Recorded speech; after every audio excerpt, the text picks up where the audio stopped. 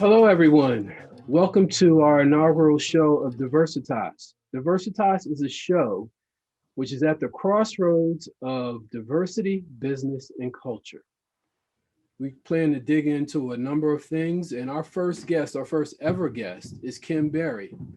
Kim is a longtime friend, but more importantly, she's a longtime warrior in business.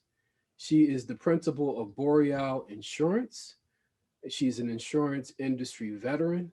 And for purposes of this discussion, she is a woman of color in a white male dominated industry. So we really want to hear her story. We really want to hear about her experience.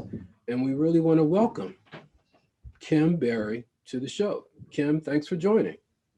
Well, thank you, Michael, for having us, and congratulations on the inaugural show. Thank you. And we so appreciate you being a part of this. You know, you've been a part of other experiences that we've had fun with over the years. And so this is just the next stage and we appreciate you. We really do. Appreciate you. And this is right, serial entrepreneurials. Yes. So tell me and tell the audience about what Boreal is. So we are an insurance brokerage agency. And we were founded, or the name is derived from the Aurora Borealis, meaning Northern Lights. So our whole theme is to guide you wherever you go on your insurance and or benefits journey. And what what was the impetus for you starting Boreal? uh, Corporate America, You leaving want to it, expound on that? uh, leaving the workplace. You know, I was talking to another client the other day who actually helps small business owners, and I should probably connect you all at some point because she's a good resource. Um, she works with small business owners to help them develop their job descriptions and implement not HR processes, but hiring processes. And we were conversating and saying, corporate America has done a really good job of saying they're diverse, but not really. Mm-hmm. And because I was often the only woman of color, either in leadership or real production, I got tired. You get tired. And so, life happens. They got tired of me. I got tired of them. And here we are. And so when you went out on your own, like, how did you start? How do you start an insurance brokerage? Very carefully.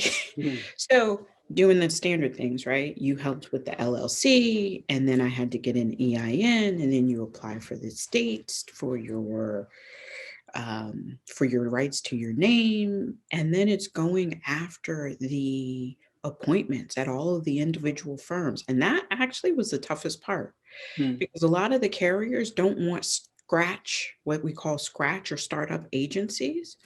They want people to come with a book. So if you're starting with no book, you're not rolling it over from another carrier or agency, it's really hard to get the appointments. So Who do you meet with? I'm sorry, who do you meet with? who do you meet with? Carrier reps, carrier reps. Okay. Okay. So you have the challenge of carrier reps not really wanting to do business with startups. How do you get beyond that? How did you get beyond that? Partnering with either other agents who had the relationships.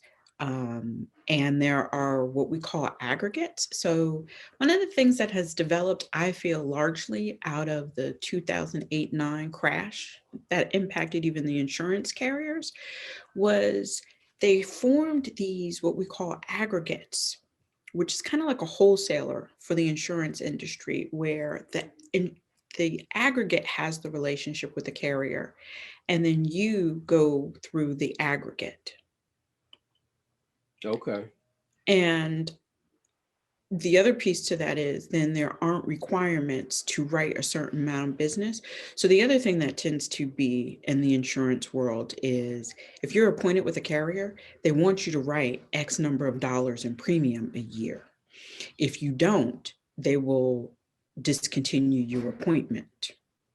I'm assuming that the amount amount depends on the carrier. Is there a standard amount they want you to It can depend on, it's carrier driven, so it's not across the board what the amounts are. And it depends on what type of insurance are we talking. Are we talking the P&C world? Are we talking life? Are we talking annuity? Those amounts can be different, not just from carrier to carrier, but really even through the industry, depending upon the industry. so enlighten us, because I've kind of been exposed to a lot of businesses. I really don't understand how insurance agents make money. How do they make money, Kim? We get paid by the agency, by the carriers. So when we write a policy, there's a standard commission rate that the carriers will pay. Typically on the P&C, and that's the property and casualty side of the world, it's 10, 12, 15%. Actually, I saw a piece, a carrier is boosting what we call giving incentives. They're willing to pay 20% on new business and 16 on renewals. That's not typical anymore. And that's a percentage of the amount that the individual pays or the business pays on an annual basis. How does that work in terms of you getting paid? So that is calculated on a percentage of the premium, of the annual premium. Most carriers will pay that up front. Okay.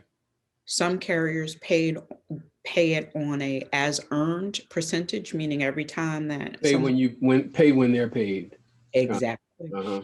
And honestly, I personally prefer pay as you pay, because what happens in the insurance world, no matter what line of insurance we're talking about, if someone purchases a policy, we get paid the full year of premium up front. If they cancel that, then we get dinged. Oh, and when you say when we get dinged, can you explain that for the audience? What do you mean? We are legally liable for that amount. So the carriers can actually sue us, not just, hey, you owe us, but they can actually, and are pretty aggressive about going back and suing you if you do not pay them back. So basically, if you have a deal with a carrier and that carrier pays you the full amount that they should be on the hook for based upon the policy, you really should sock that money away. You really shouldn't spend that money.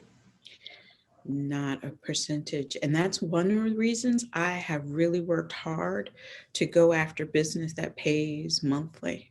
Okay. I don't want to get it right, because one or two big clawbacks can ruin somebody. And in fact, I was following this guy online who said he owed $76,000 to a carrier. Ended up homeless because of it. Are you serious? Yeah. Because people will write all kinds of business. So I have been very selective in who I do business with, because I didn't want to find myself in that situation. And I know personally another group that when I was working with those guys out in media, young couple of color who had gotten into the insurance industry and they were used to, what do you call those? What do you call, not pyramid, but kind of, Ponzi schemes? No. It's basically tier marketing, but there's another word for it. So they were used to those type of come in, like that, or oregano coffee that was popular about a decade ago, where everybody was selling it and you brought in other people under you. They were used to those type of sales. So they had written policies on everybody they knew. That's great, because that first month or two, your commission checks are woo. And then people start paying their premium. and you're liable to pay back the insurance carrier. So they were another couple who I knew who ended up owing thousands and thousands of dollars. So I actually have really focused on business that pays monthly so that I'm not in that situation. So is that the primary risk associated with this business? Or are there other risks that can also get you into hot water? The other risk is that you write business incorrectly. So somebody you had referred me to, we priced out the workers' comp, and most people don't actually look to see how they're rated on the workers' comp. And when I say how they're rated, I mean, what is the class code? Because workers' comp is priced on the number of employees and the industry and or class that you're in.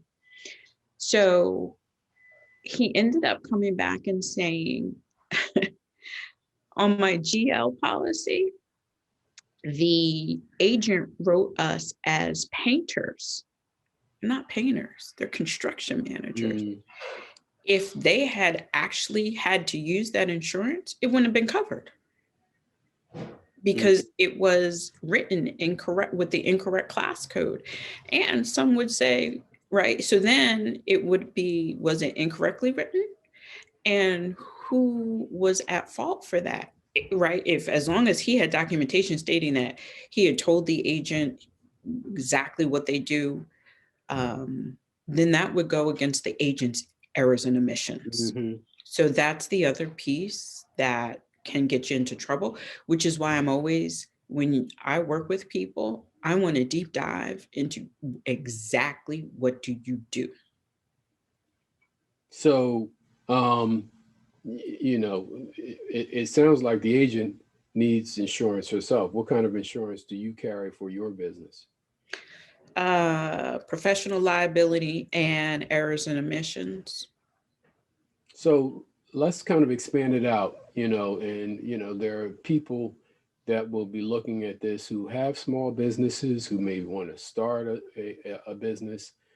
What are the insurance considerations for them? What should they be thinking about in terms of getting insured? If they have a storefront, they need a general liability policy because that is going to provide defense in the event that they are sued by somebody coming in and out of their facility.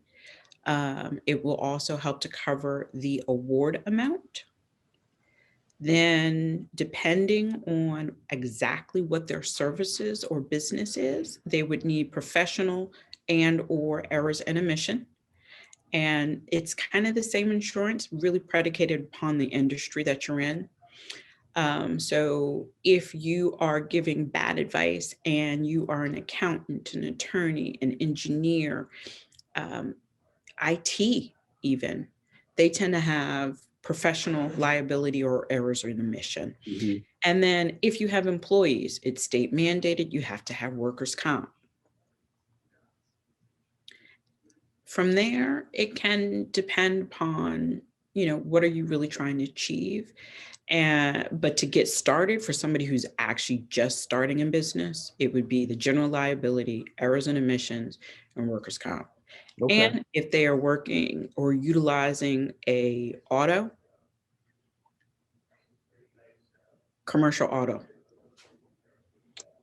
So, it's interesting because that just came up it came up on a deal that I'm trying to complete now. And so I don't generally use a car to conduct business, right? Particularly in this day and age. But they were asking me for a commercial auto insurance policy. I mean, is that necessary? Like, when is that necessary? I guess is really the question. If you are conducting business utilizing your vehicle on a consistent and regular basis, if you are transporting people, if you are transporting goods, you need a commercial policy. So it differs in that it covers more than you because you can add additional drivers. So for the single proprietor who's really not utilizing the car except to go to and from meetings, it generally is not going to be covered. Your personal auto is typically enough. You would need to disclose on that auto policy, though, what percentage you are actually driving the auto for business, right? And that's where people sometimes skew the numbers so that, or the percentages, right? I drive it 10% for work or commute. Well, if it's found out on the back end, if something happens, then there could be an issue. If the auto has been purchased in a business name, which I'm seeing a lot more of, then you want to put it on a business policy. If you are somebody who's in catering, or a contractor, or anyone who's actually carrying a lot of inventory to and from, you want a commercial policy, because you could, on that commercial, you could typically write what we call inland marine, which is coverage that will extend to the items that you're carrying. So it could be cargo, but it could be all of the items that you need for your restaurant. And so had a young woman several years ago who did not have commercial auto, used her personal for her catering business, had like $10,000-$15,000 worth of equipment in the car. Car was broken into and equipment stolen. Well, the personal auto only covered like $5,000. Got it. So, okay, let's switch gears a little bit, because I really want to get into kind of you as a Black woman in this industry, right? I mean, obviously you know, have all of the technical know-how, you have industry knowledge, you have history, you have all of that good stuff. So the first question I have for you is, have you, or do you believe that being a Black woman has had an impact on your experience as an insurance person in your industry? It has, in this sense. It's hard to get people at the table telling you how things really work. So insurance, you were asking earlier, how do we get paid? Yeah, we get a percentage of premiums, but depending on who you are in the hierarchy, because there are hierarchies, you can get additional percentages or overrides, what we call overrides. Many times it is difficult to get people to tell you what those overrides are. Now, I've learned over the years, you know, what questions to ask to try to figure that out. And, you know, you have to really just be very blunt and ask up front, what else is on the table? And how do I get to that? Because contracts can be written where you get 80% of the commission, or you get 90 or 100, or maybe you get 120. So, you know, you don't know what you don't know when you first start out. And almost 30 years in financial services in some form, and I am still often the only one in the room. And there's tons of us who are actually licensed, Right. but we're not at the decision-making table. We're not. And what is, when you say the decision-making table, what does that mean? Who's at the decision-making table? Who's at the decision-making table? So it's understanding enough of what happens on the back end to go out and start these, What you saw after the financial markets tumbled in 08, 09 was a lot of folks who did not look like me went out and started their own, what we call independent marketing organizations. They act like general agents, where they funnel a lot of agents under them. Well, if you don't know how to go out and set up an agency, you're really not going to know how to set up an IMO or market or a general agency. And that's where the real money is, right? Because it's not just you. You're making money off of everybody you bring in. Right. And so those overrides I was talking about, they may pay the agent 80 or 90%, but then there might be another 30 bips, another 30 basis points that they have access to, that the carriers are paying them. That's where the real money is. I want 30 bips on everybody else. Let me ask you this. How do you, because I have some experience with some agencies where you have like 30, 40, 50 agents, right? First of all, does that still exist? Do those kind of agencies still exist? They do. Okay. And so the second question is, how does that work? How do you build that kind of agency? Like, how does that happen? You're constantly recruiting because it's a high turnover agency. I mean, business. Insurance tends to, and again, it depends on the line, but like on the life insurance side, I was in a meeting a couple of years ago with the state, and the state of New Jersey was trying to change some things and talking about how do you hire additional people. And, the conversation, they were talking about doing the same things we've been doing for the last probably 70 years in insurance, which is call everybody you know. Sell to your friends and your family. And then, so when you see some of those large agencies, are they really that large? Like, what is their retention rate?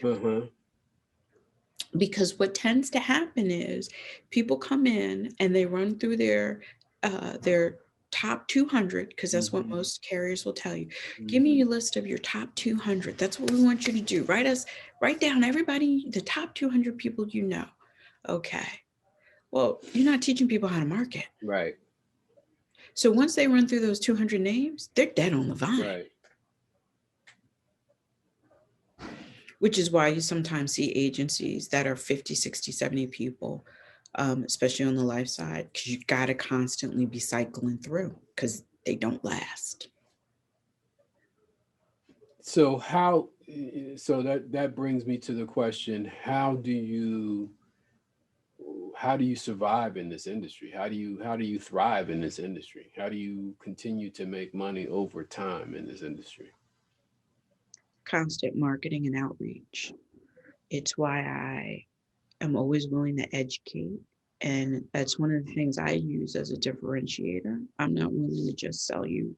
I'm not trying to just sell a policy. I need you to understand what it is you're buying. Because if you don't, you'll cancel it the moment you feel like you don't need it or you're in a budget crunch. And contractors are notorious for that. They'll buy a policy because they need it to get the contract. Yes. And then as soon as they get the certificate of insurance, they're canceling the policy.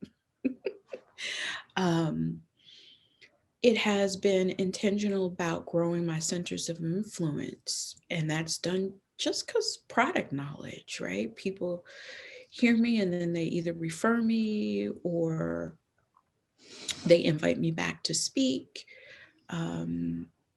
And so I don't have the growth rate that some people do because I've not been smiling and dialing. And, I did that at one point in my career, $300 a day. Yeah, I'm not trying to cold call. Do people still cold call? They tell me people do. I don't see it because I know if I don't recognize a number, I don't pick it up. There are just other ways nowadays, right? There's creating your own networks on Facebook and Instagram, and this new one, Clubhouse, which I don't understand, but gotta learn. Yes, I've heard about Clubhouse. I guess my daughter actually sent me an invitation to go into Clubhouse because she said there's so many interesting conversations being had in Clubhouse. So I was like, yeah, okay, well, I'll But get you know around what, to it. Michael? I haven't figured it out enough. People have invited me, so I'm on there. I haven't figured out how to utilize it, but Hmm. I know people who probably like 10 years younger than me who really understand the platform, who are killing it. Really? Yes, because you get to be the product expert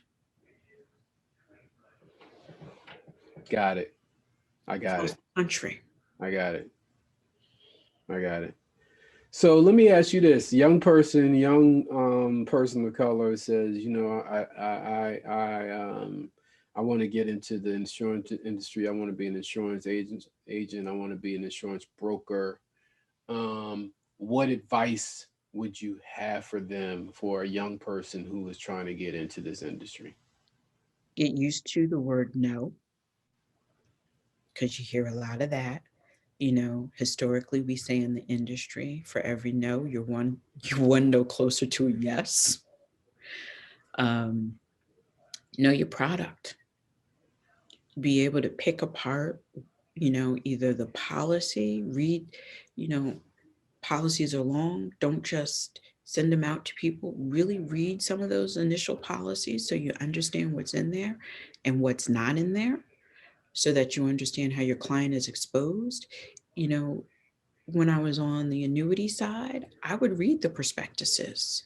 When I was on the stock side and we were doing a IPO, I would read the red herrings. You got to understand what you were selling.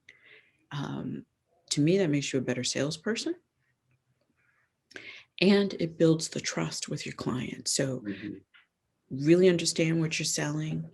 Understand that no is just one. You're gonna hear a lot of it, and it's one step closer to a yes. And have a very real focus on what it is you want to accomplish, right? So I have been very specific in how I'm building this business. And a lot of industry veterans are like, Kim, you can't do it that way. But now that things are starting to click in the way that I wanted, they're like, oh, well, how'd you get invited to that?